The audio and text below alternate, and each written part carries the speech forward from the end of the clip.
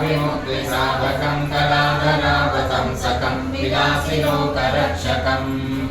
अनायकैकनायकं विनाशिदेवदैत्यकं नताशुभाशुनाशकं नमामि तं विनायकम्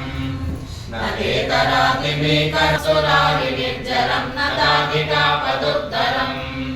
सुरेश्वरं निधीश्वरं गजेश्वरं गणेश्वरं महेश्वरं तमाश्रये परात्परं निरन्तरम् समस्तलोकशङ्करं निर्भवत्रमक्षरम्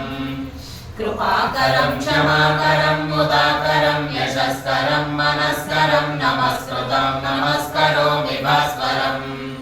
अकिञ्चनाकिमाचनं चिरन्तनोऽपि भाजनं पुरारिपूर्वनन्दनं सुरारिगर्वचर्वणम्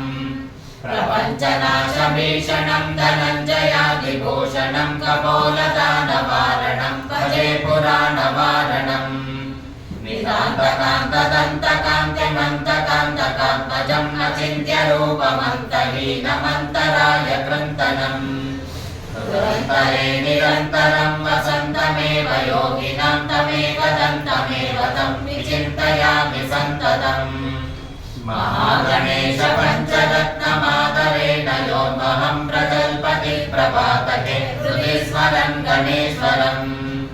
अरोगतामतोषतां सुसारितिं सुपुत्रतां समायुतायुरष्टभूतिमभ्युपैति सोचिरात् जय गणेश जय गणेश जय गणेश पाहि मां जय गणेश जय गणेश जय गणेश रक्ष माम्।